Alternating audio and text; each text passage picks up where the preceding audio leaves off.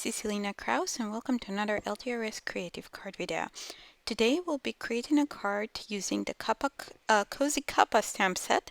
This is 6x8 stamp set along with the coordinating dies. So let's get started. Here's a look of the stamp set, and we're going to use the 3 images and a sentiment. We're going to stamp on black cardstock and emboss in white and then color with colored pencils.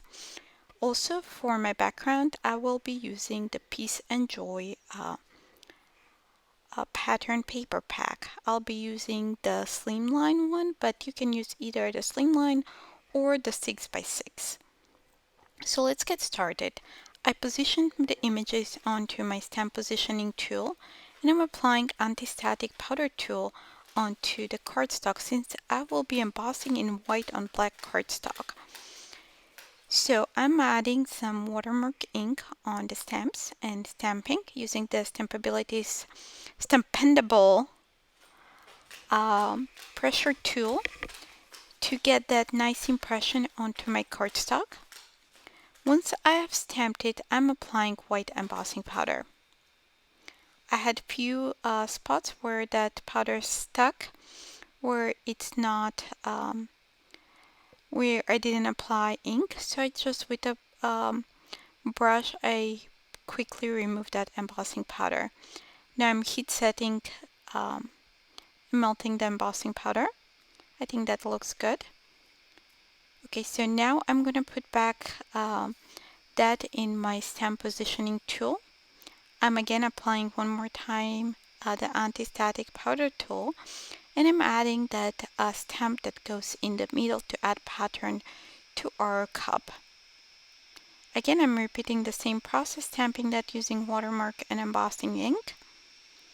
I'm stamping it a few times to achieve nice coverage, and then adding the embossing powder. Okay, I think that looks good. Now I will heat set that, and then we're going to move on to coloring. Before I move actually into coloring, I'm trying to decide which of the pattern papers I want to use for my background. I decided here to go with red, but in just a couple minutes you will see that I changed my mind and went with a different pattern. I'm using colored pencils here. In particular, I'm using Prismacolor, but you can use any of your choice. I recommend more quality or artist grade pencils since they show up better on black cardstock. But again, if you don't have artist quality pencils, you can apply first a white ink onto your image, or white craft ink or white dye ink. Let it dry and then color with any pencils on top, and it will show up even more. Now I colored that mug. Now I'm going to color the whipped cream that goes on top of the cup, and also add some shading with white with the white pencil onto the mug.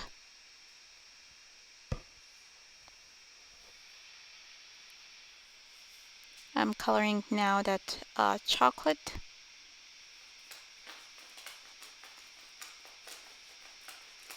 And then I'm just adding a little bit white on the sides of the mug, and I'm using blender pen to kind of blend it out a little bit.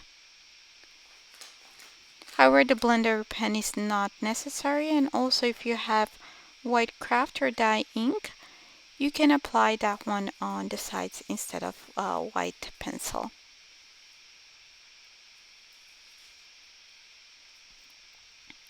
Okay, now let's die cut those. I'm using the coordinating dies,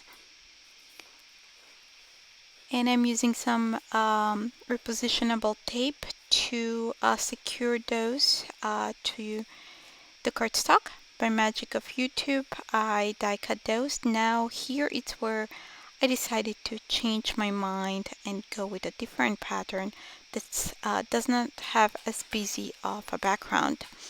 So I decided to go with this blue.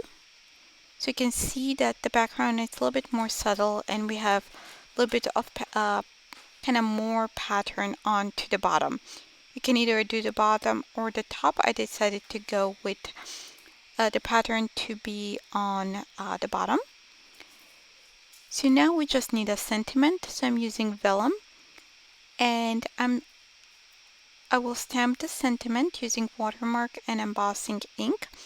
Again, before I stamped, I applied anti-static powder tool, so I don't have any random speckles of white embossing powder onto my vellum.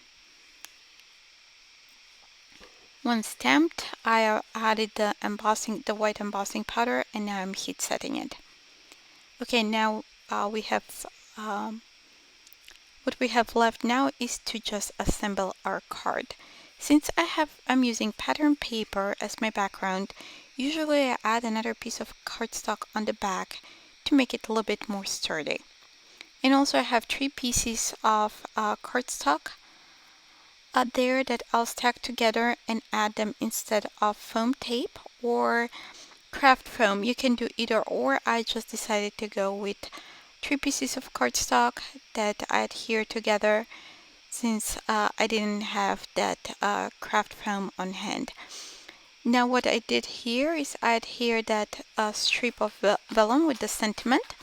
I used repositionable tape to secure it on the front and just folded the ends on the back, so I'm not adding any adhesive on the front in order to avoid that adhesive being able to be seen in the front. So now I added that stack of cardstock. There is the sentiment. I also used the grid mat onto my mat. The grid onto my mat to make sure that that sentiment is adhered straight.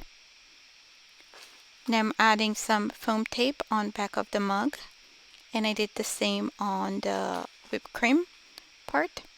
I'm just adhering that to my panel here. I decided to cut off a little bit more of that foam tape so that whipped cream fits a little bit better. Now what we have left is to adhere that entire panel to a note card. And that's it. Our card is finished. Thank you so much for stopping by, and I hope that you enjoyed this video and you're gonna give it a try coloring on dark cardstock. Don't forget to subscribe to the LDRS Creative YouTube channel. Also visit the blog for more ideas and more inspiration. Thanks for watching. Bye!